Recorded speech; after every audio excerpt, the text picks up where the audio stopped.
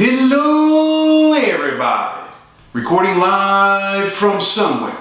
This is Zach Couples with episode number 71 of the Movement Debrief. And tonight, folks, we got a good one. I'm talking like real good if you know what I'm sizzling. We're going to talk about breathing strategies for training. Does it differ all that much from the low-level shit that Big Z mostly be talking about? Stay tuned. We're going to talk about hip clunking. Why are your hips making funky noises when you're doing that move? I'll let you know. And last but not least, we're going to talk about common knee issues. Why your knees broke AF and what you going to do about it. These are the questions tonight that I will answer, and they are asked by the people, answered for the people by this people, fam recognized fam. Without further ado, let's debrief, shall we? The first question comes from Cyan. I believe that's his name. Dope ass name, by the way. Cyan. So you got that going for you. All right. Cyan asks, hi Zach. Hi Cyan. What I'm lacking is an understanding some specifics around applying ideal breathing sequences during direct lift patterns like a heavy deadlift or a squat.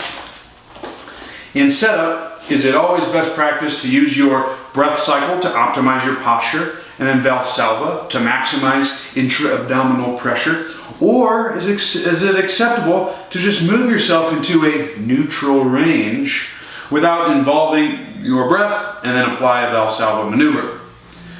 The Valsalva maneuver is breath into midsection 360 and brace on top of the breath. Ooh, there's a lot of questions within this.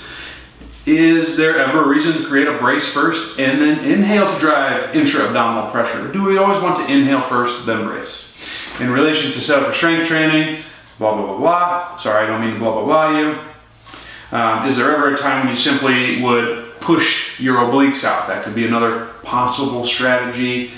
And yes. So to summarize the science point for him, in my brain I have three distinctive brace techniques. Any comments, additions, disagreements. Corrective style. Exhale, hold, inhale to create expansion in specific areas. A medium level strategy. Once posture is established, inhaling while working against it, no breath holding. And then the last one will be a high level strategy. Once posture is established, fill with air and then maximally brace on top of that. It's a doozy of a question, Cyan, but I'm going to give you a humdinger of an answer. So let's break this down into this piece by piece. So is there a difference between lower level breathing and higher level breathing in terms of how you would strategize it? That would be the first question on this. And my answer is, aside from the Valsalva, no, I don't think there is. Here's why. We have to discuss what exactly are we trying to achieve by breathing in a certain manner when we're going to do mega gains lifting. The biggest thing is not just intra-abdominal pressure. That's incredibly important because what that does is that enhances stability within the spine, is protective, allows us to move more weight, aka greater gains. But also, we also want intrathoracic pressure as well for the same reason. Everybody be giving the lumbar spine love, sure, cool, but what about the thoracic spine? What about getting the chest all expanded? That's equally as important. And in fact, we would like to have intra-abdominal pressure and intrathoracic pressure as equalized as possible. The way you can do that, or the way you should do that, is by making sure you can get yourself into a position where the thoracic diaphragm and the pelvic floor are stacked atop one another.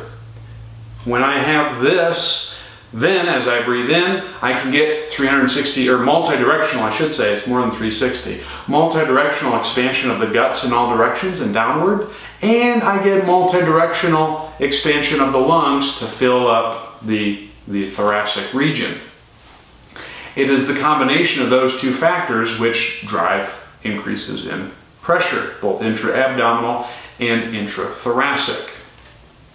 The reason why it's a high pressure situation is because you have a certain area, you fill it with a bunch of stuff, and then that increases the pressure in that respective region.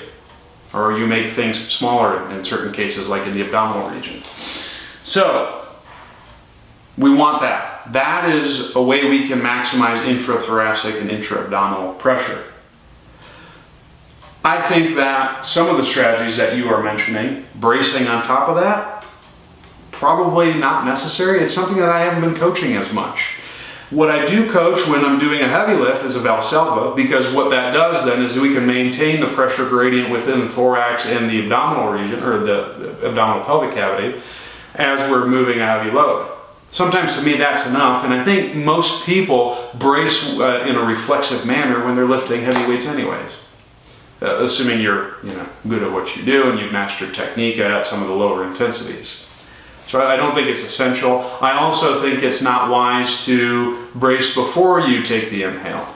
The reason why that is because if you're bracing, then you can't get the guts to expand in all directions against the abdominal wall. 1. 2, you're probably also not going to get the upper thorax to also expand because you got rectus, which is part of your brace, limiting the pump handle action of the rib cage. Sean, what's Sean saying? Uh-oh, did I get flipped? I'll talk about it, Sean. Stay tuned. So, yes, we don't want a brace and then an inhale. I think that that's disadvantageous. Here's how I go from a step-by-step process. For me, if I'm setting up for a heavy lift, or if I'm coaching someone to set up for a heavy lift, I actually take the same concept that I would at a lower intensity, because most of the people who I'm working with are, sorry, I don't know what's going on here, but we'll make it work.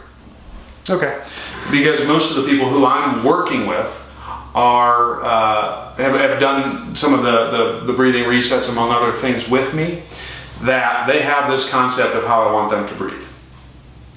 And that might be an exhale, or that might be, it is an exhale, pause, keep the tension in the abs during the pause, and breathe in while keeping a little bit of abdominal tension. All right? Not a heavy brace, but just the tension that you grab from the exhale. I usually do that as my setup. So I will breathe in, or breathe out, get all the air out, take a nasal-based inhale, hold that breath, lift the heavy weight, and you ought to be in business. I don't typically cue a mouth breath. I understand why someone might be doing that when they're moving a maximal weight, and that's probably to get as much air as possible. To me, that runs the risk of you getting a little bit of hyperinflation.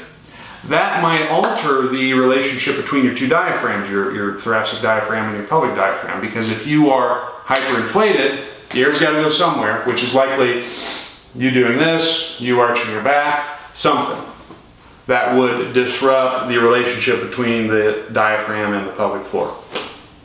So the open mouth is not something I really cue. Other things that Cyan really asked about would be, let's see, we talked about, I think we put the IAP thing to rest. I don't really coach bracing. Yeah, well, I think I answered all your stuff, my man. So for me, to summarize that, I don't think the breathing strategies differ all that much from the lower level stuff to the higher level stuff. The biggest difference is whether you're Valsalvaing, which is at the high end, or you're not, which is low end chilling. The way that I coach it is you want to get all your air out, pause, keep the tension in the abs, breathe in as much as you can without losing that, move the heavy weight. You will likely brace reflexively if it's heavy enough. The reason why I coach in that manner is because it keeps the two diaphragms stacked, the thoracic and pelvic diaphragm. That allows us to maximize both intrathoracic and intra-abdominal pressure, keep them as equalized as best we can to keep the spine safe, give us enhanced stability when we're lifting mega weight, and hopefully get the gains that we desire. That would be my summary, Cyan. Now, if there's a case where you are lifting and your goal is to win, and that's not going to help you win because that's, I don't know, maybe that's not a high enough threshold strategy, then do what you got to do. But for me, especially for training, that's typically how I coach most things. So, Cyan, great question. Love it. The next question comes from Tim. And Tim asks, what causes clunking in the hips? Tim, great question. Oh, no. I gotta finish this. What causes clunking in the hips? I am referring to the audible click that is sometimes heard with eccentric hip flexion. Tim, I will do my darndest to try to answer that. The short answer is, we simply don't know. But let me unpack that a little bit. The reason why that we don't necessarily know what the clunk is because there's a lot of stuff moving within you. You are a system that is encapsulated in fluid. You have all of these tissues that as you go into eccentric hip flexion or hip extension, they slide and glide along one another. Your tendons, your ligaments, all of that. What's likely happening is as that moves, the tendon's gliding, and it probably just glides in a manner that creates this audible clunk. You might also get a clunk like that with fluid movement within the joint or within your body. Because as fluid moves, that fluid makes a sound. You ever get one of those, these things, like what the heck are they called? Syringes. You shoot water out of a syringe or a squirt gun, anything, it makes a... As you move, fluid can make noise. That could be another potential reason why you are perceiving that clunk. Is it something to be concerned about? I don't think so. Unless there's pain that is consistently associated with it. What would you do in that case? I'm glad you asked. What I would do in that case is the same poop that I would do for just about everyone else. Do you have all your movement options available? Do you have your power and capacity at levels desirable for whatever your goal is?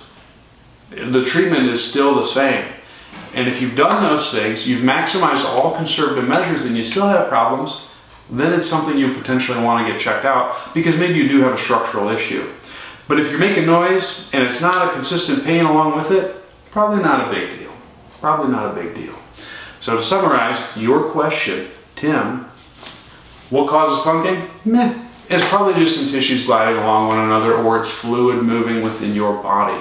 Totally normal stuff. It's abnormal if you have consistent pain associated with it. If that's the case, go through the same stuff, get your hips loosey-goosey, get yourself freaky strong, build up your conditioning levels, and if you do those things, you probably won't need to see a doctor and you ought to be in business.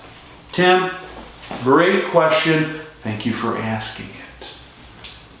The last question comes from Bay Rasco. Yes, he is Bay. Bay asks, what are some of the most common issues in the knee from intermediate to advanced trainees? Do you think different things from unilateral to bilateral knee pain? Dave, that's a rock solid question. Let me give you a dope ass answer. First off, I think that the common issues in intermediate and advanced trainees are not that different from beginners. You have a few variables that you need to manage locally, methinks, but also from a global perspective. First thing I would say is load management. That's muy importante. Don't do too much too soon. I utilize, even though I know it's not perfect, I also don't have an alternative, but the acute to chronic workload, I think that that's not a bad option in terms of managing volume. If you do too much too soon, chances are something is going to get sore. A lot of times if you're doing high level lower body stuff, that could be your knees. If you appropriately progress your volumes and your intensities, you're probably going to avoid a lot of issues. If you want to download the acute to chronic workload calculator, please just sign up for my newsletter. I'll talk about that later. That would be one thing. I'll also link it in the show notes. But the other things I would say is we have to make sure that movement variance is restored within the body and that the knee can do certain things that it ought to be able to during basic movements. What are those things? I'm glad you asked. The things that I need first. Do I have hip extension? If you want to learn more about that, link it in the show notes. And really, do I have full hip mobility? Can my hip do all the things that it needs to do? Because a lot of times if you lack movements at the hip, that stress trickles down to the knee. You got problems, fam. So hip extension's big. I'll link all the hip stuff in the show notes, but hip extension, frontal plane base measures, can you rotate, all of that's really good. We need that. But let's say we got that. Other things that I like to have people do, and no, David, does not really differ much for unilateral versus bilateral. It's individual specific in terms of what they need. But can or do I have full knee extension and flexion? I talked about this last week with restoring terminal knee extension. You need the tibia to be able to externally rotate, and subsequently the femur needs to be able to internally rotate. And then as I flex, the tibia needs to IR and the femur needs to externally rotate. I'll also link that one in the show notes if you missed it. Why'd you miss it? PKE. But as I descend into a squat, I have to be able to maintain heel contact and push the knees forward. If I can't do that, that may put abnormal stresses on the knee joint or other places. If, for example, say you lose heel contact, you go more anterior of a weight shift, that's a little more stress on the knees. If you can maintain heel contact but you're doing some vertical tibia BS, I'll link that one in the show notes too, you probably want to check out that throwback. But if you're doing that stuff, you're probably not loading the knees in a good manner. So we want to make sure that we can coach our people to squat, pushing the knees forward. That also helps keep your two diaphragms stacked as you descend into a squat. That would be one of the first things that I would make sure that someone with a knee issue is able to do after we've restored variance, because that's a safe loading of the knees and all of the structures involved. The other thing, do they have some twisty issues at the knee? That's also incredibly important, and it feeds into some of the stuff I discussed with terminal knee extension, knee flexion last week. If I have someone who, as they're standing, has their knee facing forward, but then their foot's facing outward, you got a little twisty twist going on in the knee. This is me, actually, because I have a little bit of tibial ER, and then my femur is more of in an IR position.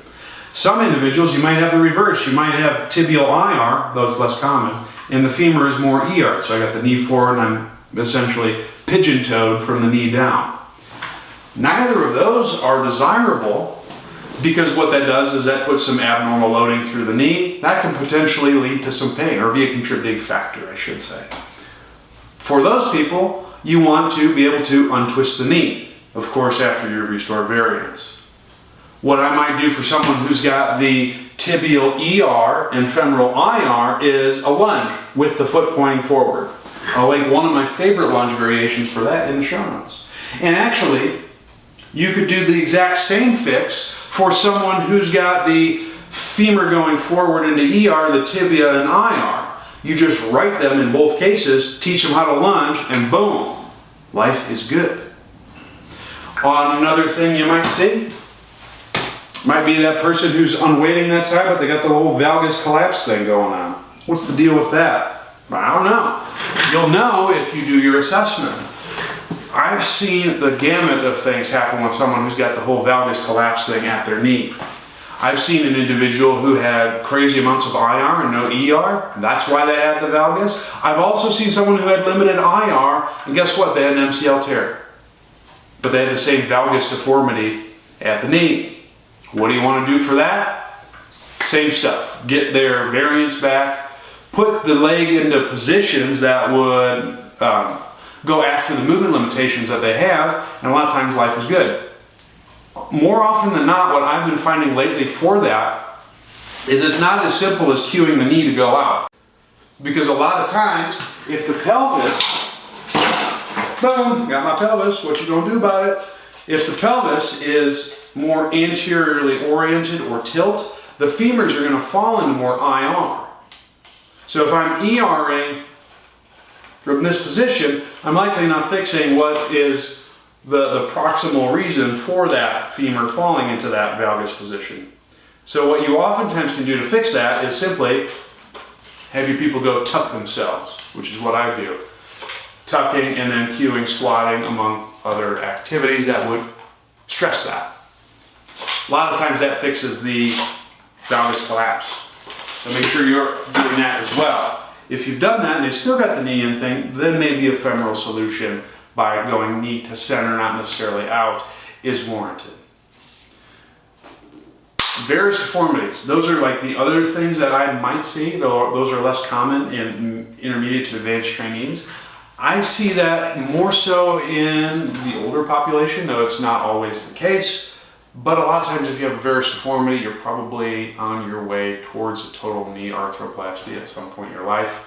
That's a pretty common deformity seen with that, though not always. I've seen some people who have the varus deformity and they have great range of motion, and that's not warranted. What you do for those people, the exact same fixes. Restore their variance. If you've done some stuff to the pelvis and you still have that, then maybe you're cueing the knee to go a little bit more in. But if you do those things, a lot of times the knee issues clean up. So to summarize your question, Bay, there is no difference from bilateral to unilateral knee pain in my eyes. I think that whether it's an intermediate or advanced trainee, you still need the same things as a beginner. You have to restore variance, restore all of your hip mobility. If you have a local knee issue, maybe you got limited extension, go after that. I'll link how to do it. If you got knee flexion limitations, go after that. If you got a little twisty kind of thing going on in your knee, or a varus or valgus deformity, go after those things by giving your people the things that they don't have, or putting them in the positions that they can't get into, make them suffer and make them great. And I think that's all that I have for tonight. I want to thank all of you beautiful, sexy, outstanding people for tuning in. I'm going to keep the little spiel short, but I do want you guys to know, this is big, we have several more human matrices coming next year. The full schedule is almost up. I got 2 more that I'm going to be adding. But yo fam, we got to dive into this. If you want to see me next year, here's where you can find me. You can first find me, the first one of the year is February 2nd and 3rd. That is in New Providence, New Jersey. You'll definitely want to go to that. It's going to be super duper good. We got a lot of good people going to that one. Also in February is the Revolution. It will not be televised. The Revolution will be here. That's myself, Pat Davidson, Seth Oberst, showing you the continuum of how to work with people who are dysregulated, how to do some, get their movement up to the next level. I'm going to set them up, knock them dead for my man Pat Davidson, who's going to show you how to get gains. That is February 9th and 10th. You'll definitely want to give that a shot. Hope to see you there. Other courses that we have, June 8th and 9th at Hype Gym. Yes, Pat Davidson's place. We're going to be there, folks. That is June 8th and 9th in New York City. I'm pretty juiced up about that one. I mean, I'm juiced up about all of them. Let's not get it twisted. Also, we're going to Canada, folks, August 24th and 25th in Vancouver. That one's going to be a really good one. A lot of the people who are going there, already got a couple signups for that one, man. Whew, keeping it real. But a lot of people who were there are like OG, the first people at Human Matrix. You'll definitely want to go hang out with them. And then the last one that I have as of right now, but I got 2 more that I'm going to add, September 21st and 22nd in Raleigh, North Carolina. Come on and raise up. I will be taking my shirt off, twisting it around my hand, and spinning it like a helicopter. You'll definitely want to sign up. It's all going to be linked in the show notes. I hope to see you there. Without further ado, though, if you want to learn more about me, the best place to find me is zachcouples.com. That is my site. You're going to get show notes from here. If you sign up for the newsletter, you're going to get a free acute chronic workload calculator, which I discussed here. You'll get almost 4.5 hours of me talking about all types of ill shit, breathing and pain mostly, 50 pages of notes. You're going to get weekend goodies from me every Friday. Man, this sounds like a hell of a deal. And also, when Human Matrix comes out, guess who's going to be knowing about it first? The fam, and I recognize you. Definitely go to zachcouples.com. While you're there, you can also sign up for some of my services. I offer 3 things as of right now. Movement consultations. If you're toying and not moving as well as you'd like to, maybe you got some common knee issues and you would like an expert to look at you. I can help you do that. What we're going to do is I will take a look at all of your movement capabilities, we'll restore them, teach you how to move and groove to a level that's effective, and get you in business. If you want to learn how to do that with your people, you can hook up with me and we'll do a mentorship program. It's going to be a lot of back and forth, questions and answers, but you're going to answer your own questions because I'm going to guide you to the path. We'll go over activities. A lot of mentees that I work with, we actually do movement consultations as well as part of the mentorship process, so you can appreciate how I coach activities. Because if you can't coach it, it's going to be tough to implement it. And that's also another good reason to attend Human Matrix, but that's neither here nor there, but it kind of is here. Also, maybe you just like, dude, I don't care, just get me gains, or you're post-rehab and you're unsure, I want to get in the gym, but I don't know where to start. You're looking at them. I will do a movement consultation with you, write you a program specifically tailored to your needs, and help you reach your health and performance goals. That would be online training. Once you've done all that, you can subscribe to me, The Zach Couples Show, on iTunes or Stitcher, because guess what, folks? There are 70 other debriefs. Do you want to look at me for all of them? Hey, I can't blame you, just don't look at me from the side. But you can also listen to me in podcast format if you don't want the visual. Definitely hit me up there.